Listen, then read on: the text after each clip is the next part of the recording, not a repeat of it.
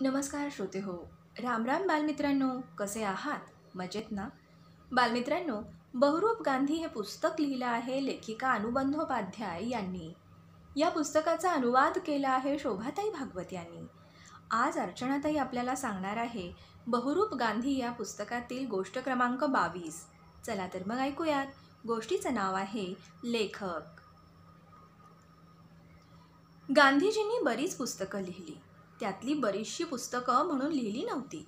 त्यांच्या सत्य आणि अहिंसा, स्वदेशी आणि चरखा यांच्यावरच्या लेखांचे, भाषणांचे संग्रह आणि स्त्रियांपुढे, विद्यार्थ्यांपुढे, राजांपुढे झालेल्या भाषणांचे संग्रह या स्वरूपात पुस्तकं झाली. गांधीजींना फार चांगले लेखक म्हणून ओळखत असत.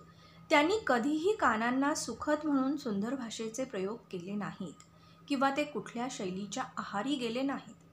त्यांची स्वतःची अशी जोरदार ओघवती शैली होती.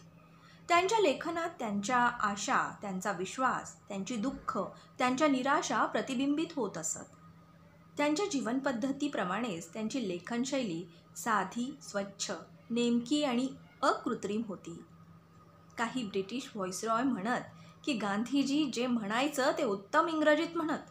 त्यांचं लेखन थेट भिडत असे आणि त्यांचे शब्द वेचक असे असत. हो, त्यांचे शब्द वेचक असत. गांधीजी म्हणत की मागे विचारांचं बळ असल्याशिवाय त्यांच्या तोंडून किंवा लेखणीतून एकही शब्द उमटत नसे, एकही शब्द निसटत नसे. ऑक्सफर्ड युनिव्हर्सिटीतल्या एका प्राध्यापकांनी गोलमेज परिषदेच्या वेळचं गांधीजींचं भाषण तयार करायला त्यांना मदत केली होती. त्यांनी म्हटलं होतं, गांधीजींचं इंग्रजीतल्या अवयवांवर जेवढं प्रभुत्व आहे तेवढं असलेला दुसरा कोणी भारतीय मला माहीत नाही. मी खूप मेहनत घेऊन मजकूर तयार करत असे. गांधीजी त्यावर एक नजर फिरवत आणि कुठेतरी 1-2 अव्ययांचा बदल करत. त्यानं एवढा चमत्कार व्हायचा की माझा अर्थ बदलून तो गांधीजींचा अर्थ व्हायचा. गांधीजींनी निवडक इंग्रजी लेखकांचं साहित्य आणि बायबल काळजीपूर्वक वाचलं होतं. त्यामुळे अचूक शब्द निवडण्याची कला त्यांच्यापाशी होती. त्यांचे वाचन अफाट होतं आणि त्यांनी ते सर्व पचवलेलंही होतं. त्यांनी तरुणपणी भारतीय विद्यार्थ्यांसाठी लंडन गाईड नावाची पुस्तिका लिहिली. तो त्यांच्या लेखनाचा पहिला प्रयोग होता. त्यात लंडनचे बरेच उपयुक्त तपशील होते. त्यानंतर 2 पुस्तिका त्यांनी लिहिल्या, an appeal to every Briton आणि द इंडियन फ्रँचाइज. पहिल्या पुस्तिकेत नाताळमधल्या भारतीयांची स्थिती आणि दुसरीत नाताळमधल्या भारतीयांच्या मताधिकारांबद्दल लिहिलं होतं. त्यानंतर आलेल्या ग्रीन पॅम्पलेटची भाषा सरकारी अहवालासारखी निवेदनाची होती. प्रथम प्रकाशनानंतर 1 महिन्याने त्यांनी दुसरी सुधारित आवृत्ती छापली. या पुस्तिकेचा सारांश जेव्हा दक्षिण आफ्रिकेतल्या वृत्तपत्रांनी छापला तेव्हा तो वाचून युरोपियन लोक संतप्त झाले.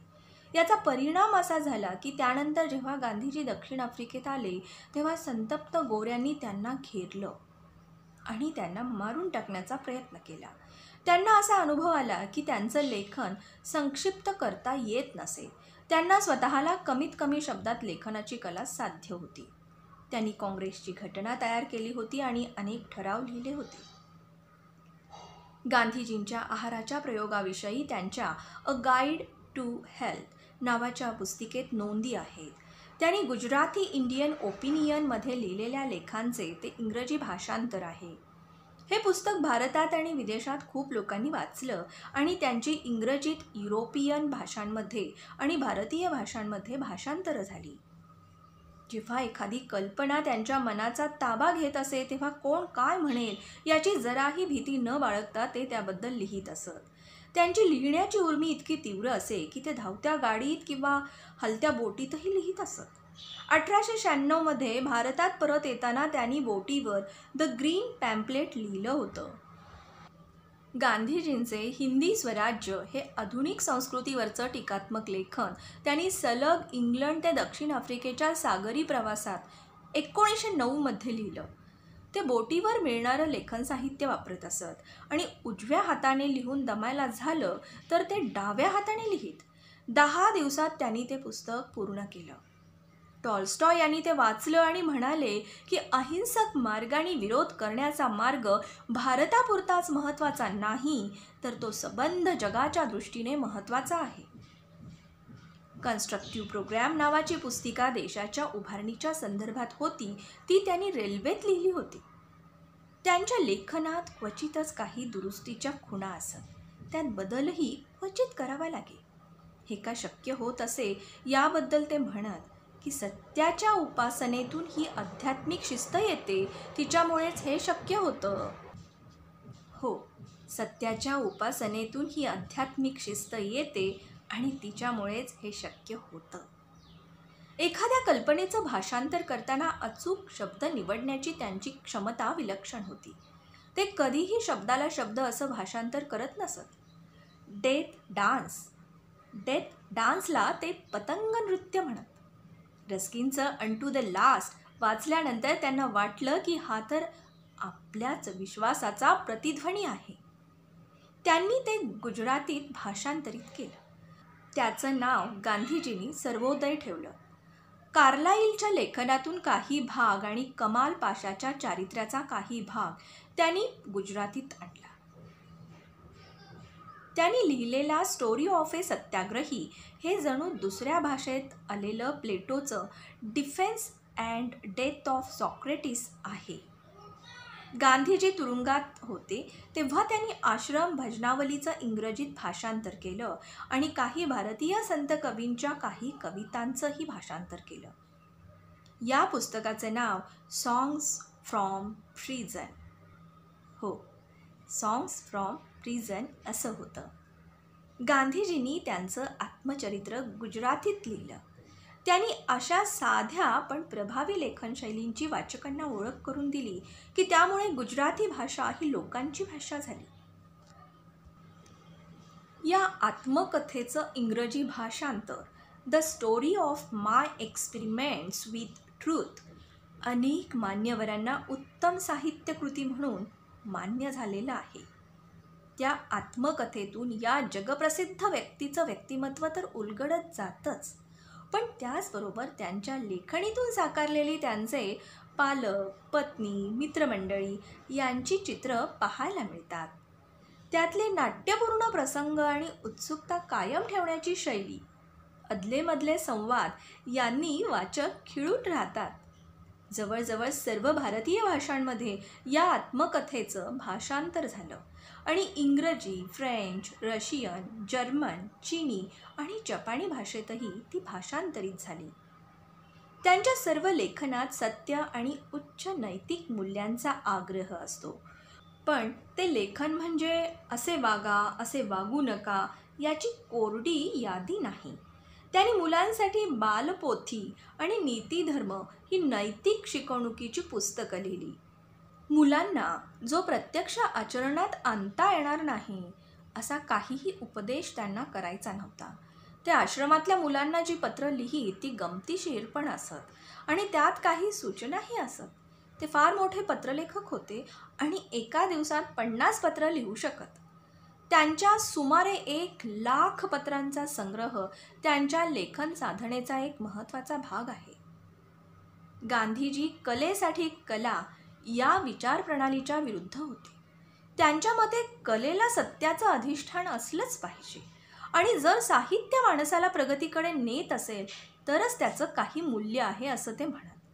भारतातल्या अर्धपोटी जनतेला चांगल्या गोष्टींची भूक होती आणि शेतकरी बैलांना हाकताना आवडीनं म्हणेल अशा छोट्या गाण्यांची जरुरी होती असे त्यांना वाटे, म्हणजे ते वाईट शिव्या विसरून जातील. साहित्यिकांच्या अधिवेशनात त्यांनी लेखकांना उद्देशून म्हटलं, तुमच्या मनात या लाखो मूक लोकांना काय हवं आहे आणि त्यांना काय आवडेल पचेल याचा विचार तरी येतो का? आपलं साहित्य कोणासाठी असणार आहे? मी त्यांना काय वाचून दाखवायचं? एक उदाहरण म्हणून ते डीन फरार या लेखकांच्या लाईफ ऑफ ख्राइस्ट या पुस्तकाचा उल्लेख करत. इंग्लंडमधल्या सामान्य लोकांना कळेल अशा भाषेत हे पुस्तक लिहिलं आहे. गुजराती इंडियन ओपिनियनमध्ये त्यांनी गुजरातीत अनेक विशेष स्त्री पुरुषांची व्यक्तिचित्र रेखाटली. त्यांचे आवडते कवी तत्त्वज्ञ रामचंद्र भाई हे होते.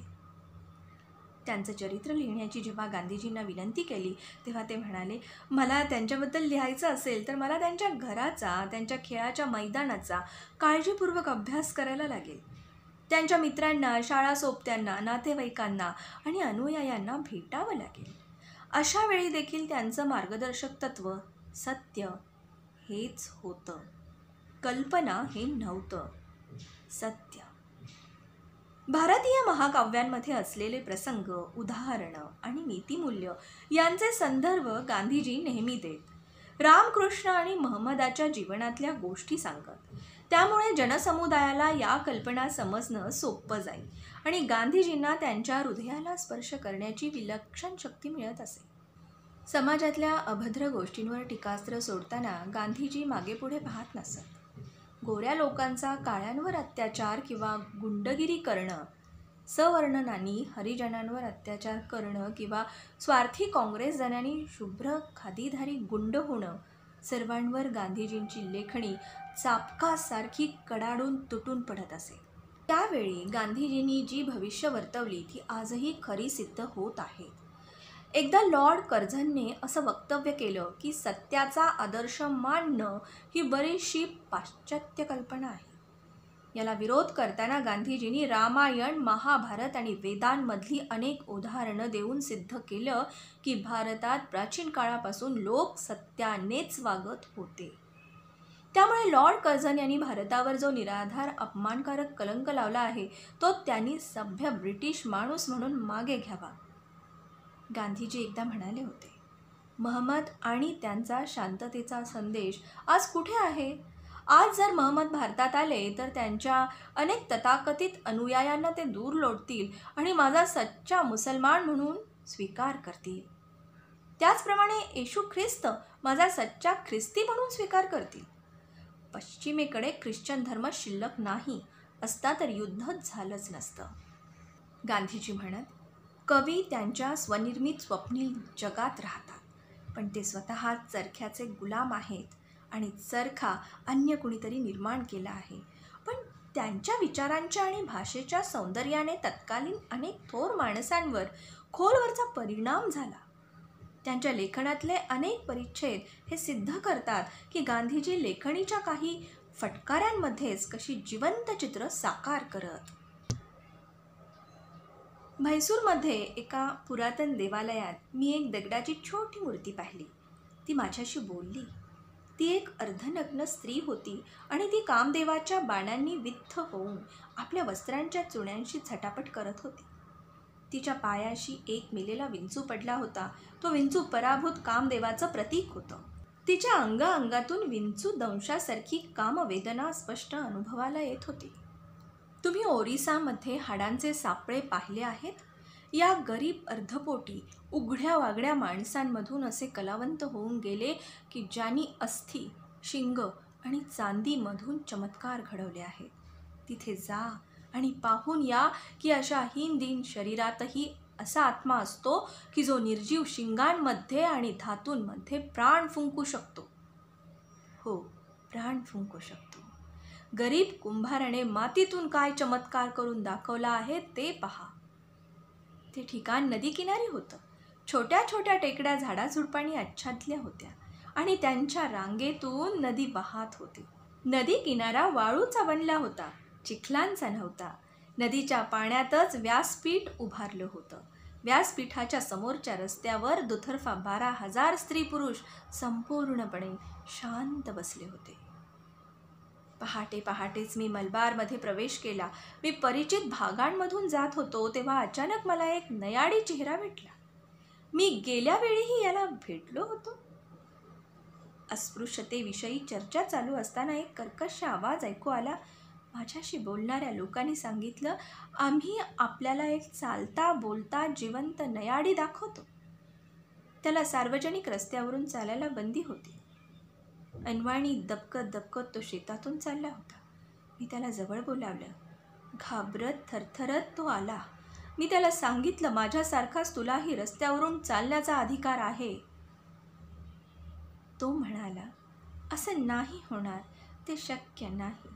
मी रस्त्यावरून नाही जाऊ शकत. आपण मला आता हास्यविनोद करत आपल्याशी बोलताना पाहत आहात, पण या सगळ्या हसण्या खेळण्याच्या मागे तो नयाळी चेहरा माझी पाठ सोडत नाही. मलबारमध्ये यात्रा करत असताना ही आठवण मला सतत सतत टोचत राहिली आणि टोचतच राहिली. बालमित्रांनो, आयुष्य जगत असताना अशा अनेक आठवणी टोचत राहू शकतात. त्यातून सकारात्मकतेनं आपल्याला कोणतं कार्य उभा करता येईल याचा विचार जसा गांधीजींनी केला तसाच बालमित्रांनो तुम्हालाही करायचा आहे. तुम्ही उद्याचे भारत देशाचे भविष्य आहात. बालमित्रांनो, बहुरूप गांधी हे पुस्तक लिहिलं आहे लेखिका अनु बंदोपाध्याय यांनी. या पुस्तकाचा अनुवाद केला आहे शोभाताई भागवत यांनी. आणि या पुस्तकातील लेखक ही गांधीजींबद्दलची गोष्ट आपल्या सर्वांना सांगितली तुमच्या अर्चनाताईने, म्हणजेच अर्चना अभिजित भांडारकर. बालमित्रांनो, आपण उद्या पुन्हा भेटणार आहोत नवीन गोष्टीसह. तोपर्यंत घरीच राहा, स्वस्थ राहा, मस्त राहा. सर्वांनी काळजी घ्याल आणि थोडा थोडा विचारही कराल. धन्यवाद. वंदे भारत.